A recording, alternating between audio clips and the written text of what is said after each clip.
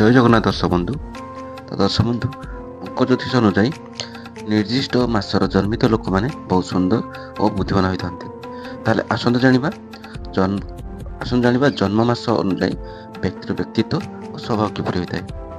କୁହାଯାଏ ଗ୍ରହ ନକ୍ଷତ୍ର ଚଳନ ଓ ବାର ତିଥି ଅନୁଯାୟୀ ମନୁଷ୍ୟର ଭବିଷ୍ୟତ ନିର୍ଦ୍ଧାରିତ ହୁଏ।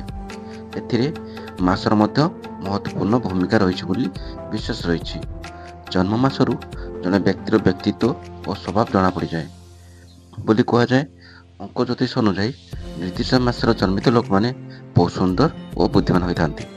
ତାହେଲେ ଆସନ୍ତୁ ଜାଣିବା ଜନ୍ମ ମାସ ଅନୁଯାୟୀ ବ୍ୟକ୍ତିର ବ୍ୟକ୍ତିତ୍ୱ ଓ ସ୍ୱଭାବ କିପରି ହୋଇଥାଏ। ପ୍ରଥମ ମାସ ଆସୁଛି ଜାନୁଆରୀ ମାସ। ଜାନୁଆରୀ ମାସରେ ଜନ୍ମିତ ବ୍ୟକ୍ତି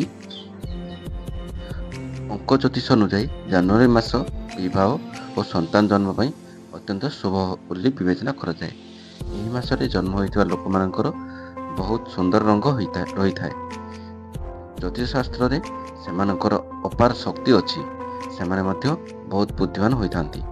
ସେମାନଙ୍କର ଅପାର ଶକ୍ତି ମାନେ ଅଧିକ ଶକ୍ତି ହେତୁ ସେମାନେ ସହଜରେ ପରାସ୍ତ ହୁଅନ୍ତି ନାହିଁ। ନେକ୍ସଟ ଆସୁଛି ଏପ୍ରିଲ ମାସ। ଏପ୍ରିଲ ମାସରେ ଜନ୍ମିତ ବ୍ୟକ୍ତି ଅଙ୍କ ଜ୍ୟୋତିଷ ଅନୁଯାୟୀ ଏପ୍ରିଲ ମାସରେ ଜନ୍ମ ହୋଇଥିବା ଲୋକମାନେ ବହୁତ ଆକର୍ଷଣୀୟ ଓ ସୁନ୍ଦର ହୋଇଥାନ୍ତି। ତଥାପି ଏହି ମାସରେ ଜନ୍ମ ହୋଇଥିବା ଲୋକମାନଙ୍କର କ୍ରୋଧ ହେବାର ସାମାନ୍ୟ ଅଧିକ ପ୍ରବୃତ୍ତି ରହିଛି। ବିନା କାରଣରେ ସେମାନଙ୍କ ଉପରେ କ୍ରୋଧ କରିବା ସ୍ୱାଭାବିକ ହୋଇଥାଏ। ସେମିତି ଆସୁଛି ସେପ୍ଟେମ୍ବର ମାସ। ସେପ୍ଟେମ୍ବର ମାସରେ ଜନ୍ମ ହୋଇଥିବା ଲୋକଙ୍କ ବିଷୟରେ କିଛି ବିଶେଷ ଗୁଣ ରହିଥାଏ। ଜ୍ୟୋତିଷଶାସ୍ତ୍ରରେ ବିଶ୍ୱାସ କରାଯାଏ ଯେ ଏହି ମାସରେ ଜନ୍ମ ହୋଇଥିବା ଲୋକମାନେ ପ୍ରତ୍ୟେକ କ୍ଷେତ୍ରରେ ଶୀଘ୍ର ସଫଳତା ପାଆନ୍ତି। ଏପରି ଲୋକମାନେ ପ୍ରାୟତଃ ସେମାନଙ୍କ ଜୀବନରେ ବହୁତ ବଡ଼ ବଡ଼ କାମ କରନ୍ତି, ଯାହାକୁ ସମସ୍ତେ ମନେ ରଖିଥାନ୍ତି। ନେକ୍ସଟ ଆସୁଛି ନଭେମ୍ବର ମାସରେ ଜନ୍ମିତ ବ୍ୟକ୍ତି।